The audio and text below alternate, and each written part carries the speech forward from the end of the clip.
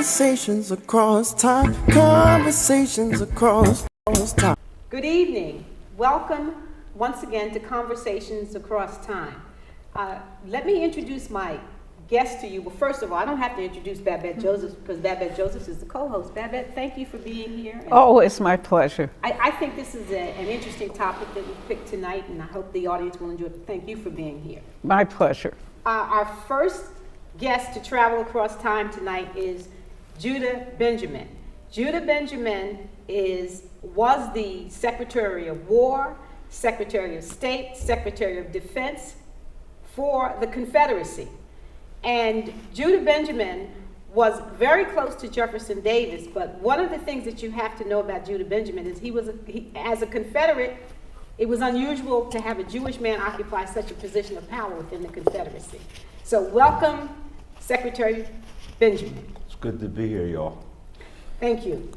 Seated next to Secretary Benjamin is a guest who has appeared here many times, and thank you so much for condescending to meet with us again. This is Countess Berthold.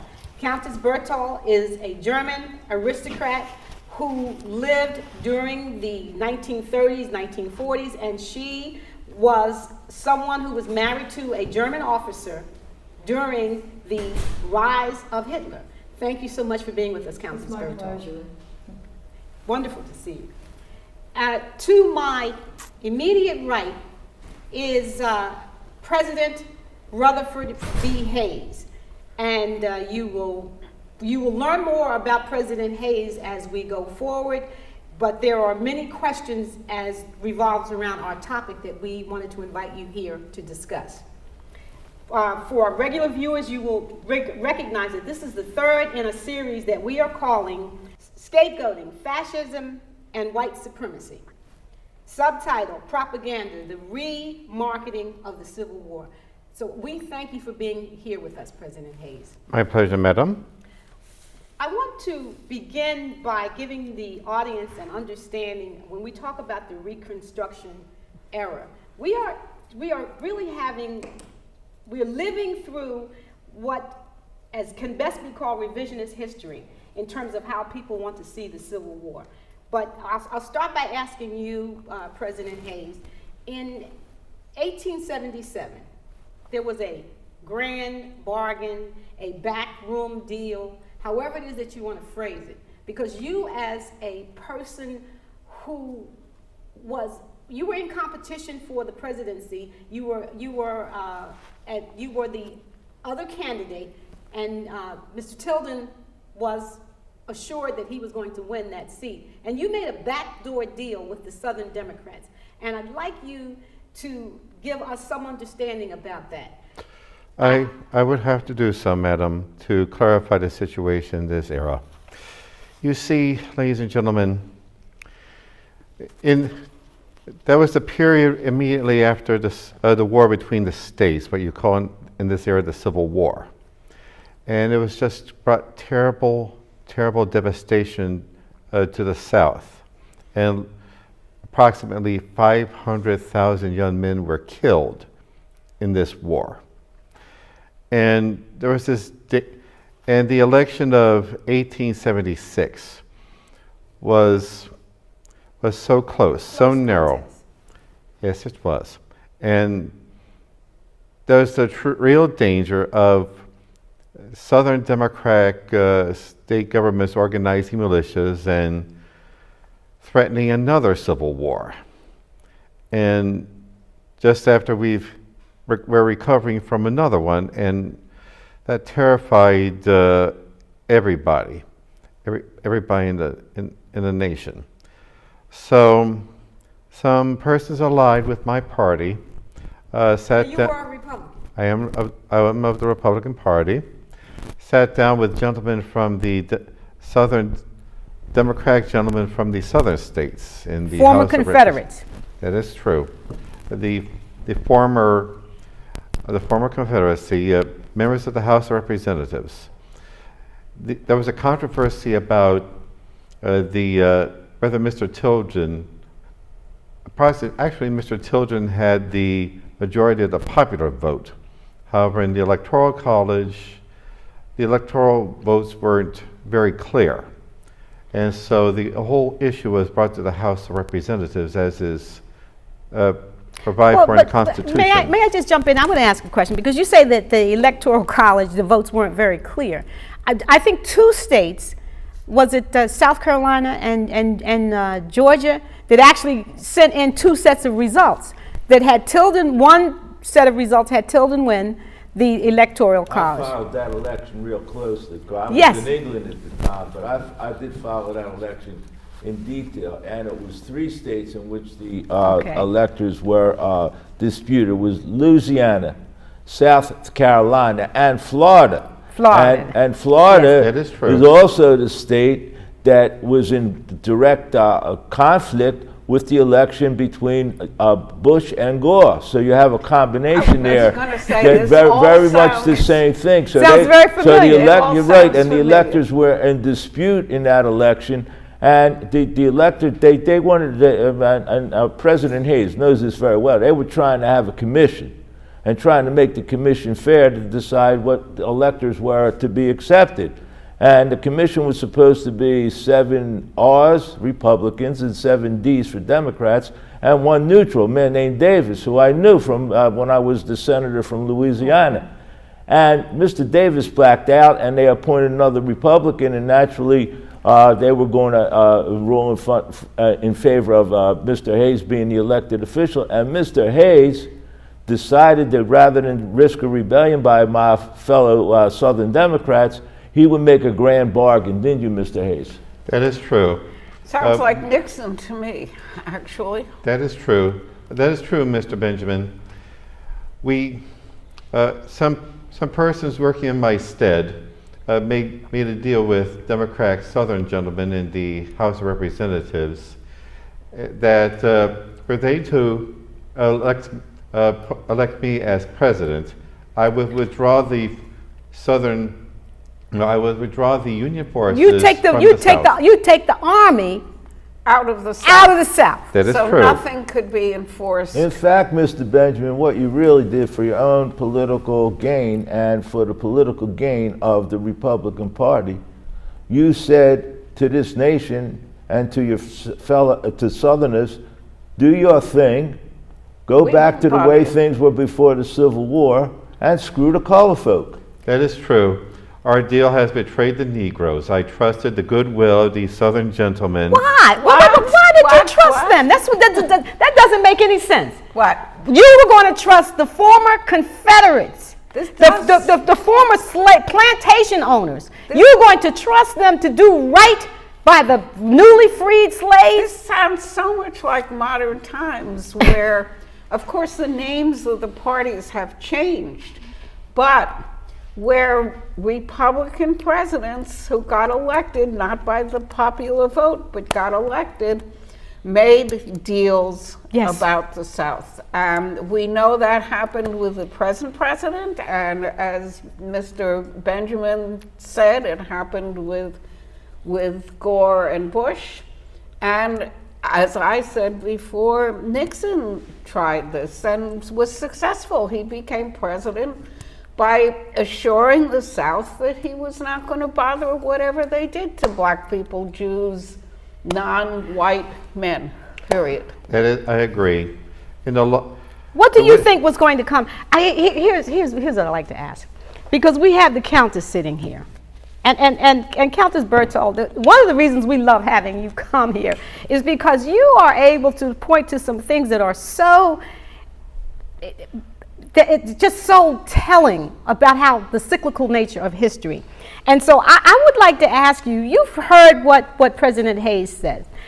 Can you tell us a little about, and you've heard what Babette has said about what's going on presently with the present occupant of the Oval Office. Do you see any similarities between Hitler and Donald Trump? Oh, without a doubt. Trump is really out of control. You know, Trump is definitely out of control, and it's very difficult to control him according to General Kelly and according to Paul Ryan. He's a buffoon, he's really a clown, and it's horrendous. Trump appealed to the working white man. And the German women, as you know, though they do love Hitler because, Right. I mean, they thought he was articulate or was attractive and he had charisma. Can I just ask you a question? Because we'll note in this last election, after the Access Hollywood tapes, and I think our audience will recall those tapes, the tape that was released in which Trump really explains how he views women. Well, he talked about sexually assaulting women and how much. He could get away with. Right. Now, Exactly. and the reason that I bring that up, Countess, is just as you said, the German women loved Hitler. Yes. And look at how many women in this country, and actually they wore T-shirts saying that Trump can grab my, and I'm just not going to say it because Genitals. Yes, he can grab my private parts. I am ashamed of that. I am of the party of Abraham Lincoln, the emancipator, and it distresses me terribly that the party I have been very active with has sunk to such a level. But here's the question. Here's the question, President Hayes. You say that you are distressed by it, but aside from the fact that the roles have reversed, that the Democrats, the names have just changed. The Southern Democrats are now what we refer to as the radical right. But the question that I have for you is, what did you think?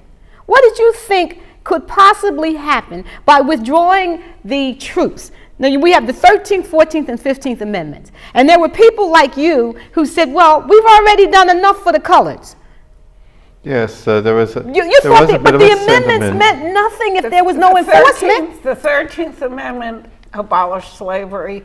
The 14th Amendment gave men of either race equal protection. It was the Full 14th Amendment. citizenship. We Southerners had to ratify it before you Yankees would let us back into the Union. That's We right. had to prove the 14th Amendment guaranteed equal protection of the law for everybody. Yes. So you forced my colleagues in the South to ratify that amendment they before should you would have. even You lost admit us the back war. in the Union. You And then the lost the war. 15th Amendment, the 15th Amendment guaranteed all men the right to suffrage or the right to vote. Of course, later on, after Mr. Hayes withdrew those troops from the South, we figured out ways to stop the people from voting, much the same way that some of the Southern governors and some of the Southern state suppression legislatures are trying to suppress the Well, votes it for didn't everyone. change. It didn't change what you guys did. That's until exactly- the but that's 1960s. But that's exactly the point. When- Here we are, when the troops are pulled out and there's no enforcement, the 13th, 14th, and 15th Amendment really mean nothing in They the were South. not enforced. And We all knew that. I was in England, but I kept in contact with some of my fellow We all knew it Confederates. too. And we all knew that, and that was the whole point of getting the troops out of the South, because there was no enforcement. And of course, after that, with the Klan and with the Knights of the Yeah. White Camellia, we infiltrated Had the the law red enforcement shirts. agencies Yeah. so that the laws would never be enforced. Right, and there was plenty of violence perpetrated by your buddies to make sure. But no, here's- In fact, not only was the violence just very similar to the violence there is today between the left and the right, Yes. and very similar, that Countess will say, there was to the no violence that left- was in Germany between... There was no left violence in either case. There were no murders carried out by posses of black men in hoods. They were Well- white men in hoods, and they killed. But wait a minute. Here's what's interesting, indiscriminately. as Secretary Benjamin is alluding to. This is very similar to what the Countess witnessed Yes, pre-World War II. yes. I mean, exactly the same kinds of violence that were perpetrated. We have a frequent guest on this show, Dr. Adler, and Dr. Adler talks about the fact that in order for fascism to prevail, you have to define a common enemy. There has to be an other. And during World War II, as Mr. Hitler was very instrumental in bringing about defining the others: Jews, gypsies, gay people. Gay people. Well, yes, Hitler and Trump, though, they blamed others for the country's problems. And just as Mr. Trump is doing right now, yes. Yes, he is. Trump, he blamed the immigrants, he blames the Muslims, the Hispanics, the heterosexuals. and also People the with fake news. disabilities, And- Jews, Yes. anybody. Yeah. Anybody at all. Everybody blames the Jews, the communists, the gypsies, the homosexuals, and the Lugan press. What does that mean? What does What that does mean? Lugan press mean? Lugan Lugan press press, means lying press. Ooh. Lying Oh, press. yes. Fake news. You Fake mean, news indeed. But I think there's a difference. Miss Countess, do you mean that Adolf Hitler called the press lying press? Lying press, yes indeedy. No, Well, wait a minute. I think that's what that your President Trump, what does he call Maybe it? that's where he got it He from. calls it fake news, does he? Yes. Yes, I'm very familiar with that term that Mr. Trump uses to any news media that challenges his point of view. And I'm afraid his followers accept it without any question. Well, And that's the- it those are appears the- that there's a hard chunk of people whose minds will not be changed, but they're diminishing. And we're talking about 20 to 25, 30% of the people who vote, and they've always been there. They've always been there. The only thing I think is, thank God, Trump is so stupid. He really does seem to be stupid. Hitler was not. That's the only saving grace we have. That you're saying because of Trump's stupidity, he may not force us into the same position that Hitler was able to put Germany in? I'm not sure he's able to keep from creating his own crises over and over again that split his base and split his party. Wha- And he just did it by ratifying a deal the Democrats wanted to make, referring to Charles Schumer, the leader of the Democrats in the House, as Chucky. In the Senate. In the Senate, you're right, as Chucky and Nancy Pelosi. as Nancy. And he went with them and undercut his party. I think Hitler was smart enough not to do that kind of thing. One of the things we all did, my colleagues after the Reconstruction, is we didn't call it fake news and we didn't call it Lugenpresse, but we rebranded what happened during Reconstruction and what the Civil War was all about. And we perpetuated that through over 100 years of American history. And we told you that the Civil War wasn't about slavery, and it wasn't about white It was supremacy, about but it was states' about rights. a way of life for us Southern Right. gentlemen. And we called it war between the states, In which fact- it was not. It was a civil war. In fact, I was going to reprimand President Hayes, but I didn't want to insult him because he did call it the war between the states. Some people called it the war of Southern secession. We didn't even, and we made it out to be that it was the Northerners during Reconstruction who corrupted the South and cheated the South, and they exploited the colored folk in the state legislatures to pass laws. But in fact, Reconstruction was good, and I hate to say it because I'm happy they reestablished the good old South and good old Dixie as I knew it before I went over to England, running away from being convicted as a traitor. But the fact of the matter is that they reconstituted history against the facts, just like the man she had to live under, Hitler, and what is happening now with the man who is the president of the United States, Donald Trump. Yes. Yes, I must concur. See, in my era, the main concentration was on economic development and our industrialization and Of white people. Yes, that is true. And Men. we wanted to make sure that the white working men had the bigger crumbs on the table, and they were competing with each other for the biggest crumbs. No, I want to ask you a question. think You want that's to a- make sure that the white working class, because everything that you did, your grand compromise in empowering, because let's face it, once you withdrew the troops from the South, that meant that the newly freed Negroes had no protection. There was no enforcement of the 13th, 14th, and 15th Amendment. Now, you knew amendments. You knew that was going to happen. Yes, so I now, did. now you're saying that the you wanted to make certain that the white working class was taken care of. What did you think was going to happen to that population of newly freed Negroes in the South? Actually, we didn't think anything about it. We simply withdrew the troops because some of the economic elite of northern and southern of my era were very concerned about labor agitation. Like in my state of Ohio, when I was governor, miners were conducting strikes, and there was similar activity in Pennsylvania. And we needed the federal troops withdrew from the southern states, Yes. so that they could Quell the labor disputes?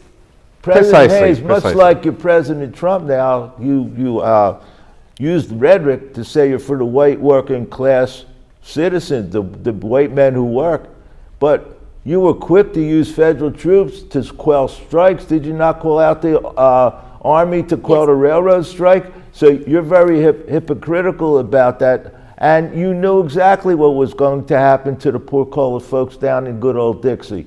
So Well, That is true. we have a parallel certainly with the present occupant of the Yes. Oval Office, his policies are going to hurt that loyal group of Who people support who him. support him no matter what.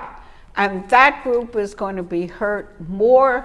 Working people, now men and women, are going to be hurt more than any other group, and they're the ones who propelled him but to there's the a common Oval Office. denominator here, because the man she lived under promised the same thing. And did the same kind of action. What Same did he kind of- promise to the people of Germany?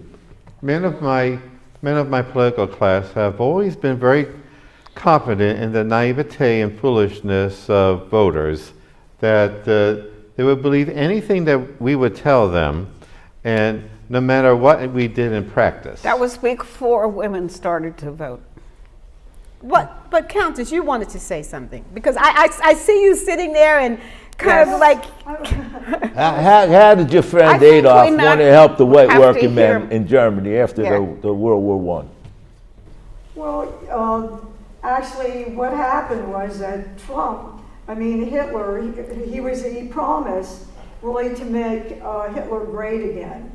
And he promised. he's going to make Germany great Germany. again, like Trump is talking about making America great again. Yes, So Hitler wanted to make, exactly, they both wanted to make America great again. In 1933, Adolf Hitler becomes Chancellor of Germany, allowing the Nazi regime to seize complete power.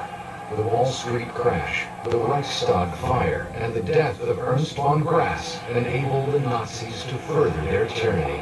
German military rearmament is prioritized, and in 1935, the Wehrmacht sees its reincarnation following the disarmament after World War I.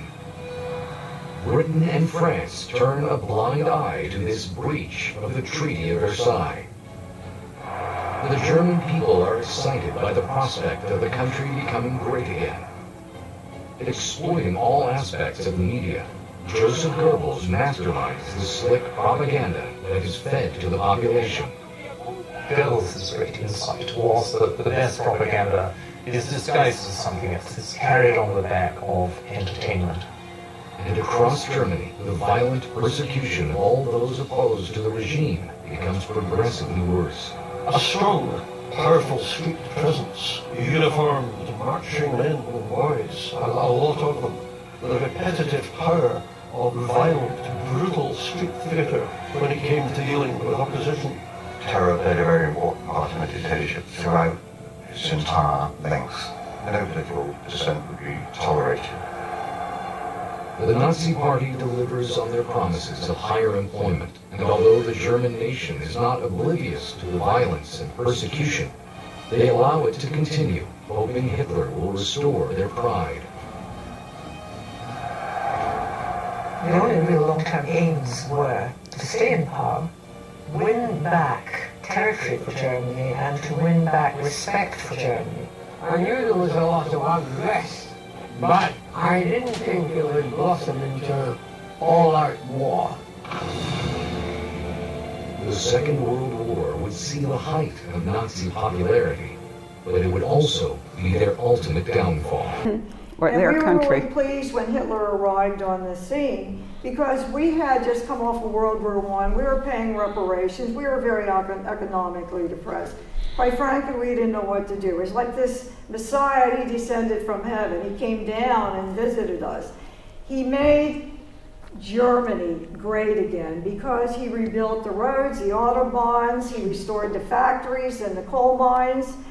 And Another difference between him and Yes, our and present He built the president, who infrastructure. is not able to Yes, do he rebuilt the anything. infrastructure, yes. And that's what Trump promised to do. Trump But he promised to seems rebuild the not able infrastructure. to do Yes. anything. Yeah. And because now we had roads that we could travel on, and we were happy. And, my And husband- commerce was loosened up, and people could buy and sell. Yes, And yes, businesses, The yes. people were gainfully employed. We had more money to spend, and we were ecstatic. We were happy. And my husband's commission was restored. So Germany then brought us out of the abyss and restored. Well, Hitler, I'm sorry. That's okay. Brought us out of the abyss and restored Germany to its original glory. But may I ask you a question, Countess?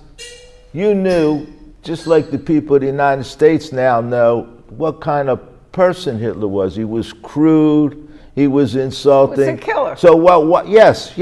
Why would you accept that? In terms of just because he stimulated your kind, what did you think was going to happen? What did you think so the people of America might learn from what happened? What did you think would happen with this crude man? Well, we overlooked all that because Ah. we overlooked it because this man, I mean, he was bourgeois, he was a minor artist. He wasn't a German, he was an Austrian. He had flatulence, it would knock your socks off, you'd have to leave the room. He was addicted to cocaine. And you see, So- he thought that we were going to be able to control this him. Ah. And we make him our puppet, we were going to be able to. But Countess, I want to ask you a But question. history That's has what proven Mitch us McConnell wrong. thought. That's exactly Till what yesterday. the Republicans Say that thought. again, Miss Countess. You thought. History. History has proven us wrong because he was a puppet. I mean, he was just an absolutely horrible human being. He, we couldn't stand this man. I mean, basically, as a member of the upper class, I mean, obviously with my husband's commission being restored, I had more money to spend, and I'm tooling around in Mercedes, and I love the lifestyle. So we overlooked all this. Now I want to stop you right there, because believe it or not, we're at the end of an episode. But I do want to make certain that the audience is, and you'll be able to follow this conversation in more detail, because what the Countess has said, what the similarities between Hitler and Donald Trump are unbelievable. What the president has said is that, well, we pretty much decided that the coloreds, the Negroes, were a throwaway population. And what? It is true. But In retrospect, that is true. But the working white class was also a throwaway population for you, for the industrialists in Germany. These were throwaway people. So I know this is, I seem to be leaving you with a lot, but I want the audience to come back next week when we will take up this exciting conversation, because you are going to be amazed at when you compare what is going on today, and considering that we haven't even talked about the fact that Secretary Benjamin, you were a Jewish man living in the deep South and very close to the seat of power, and in fact you were the seat of power. So all of this we want to talk about next week, because how did Hitler treat? Well, Hitler didn't have black people to pick on. He had Yes. to pick on somebody. Yes. So, okay, I will ask you, I'm going to ask my guests to return, and if you will tune in next week for the continuation of this exciting conversation, scapegoating, fascism, and white supremacy. It's just still going on, and it has been going on for years. Thank you very much. This has been Conversation. Conversations across time. Conversations across time. Conversations across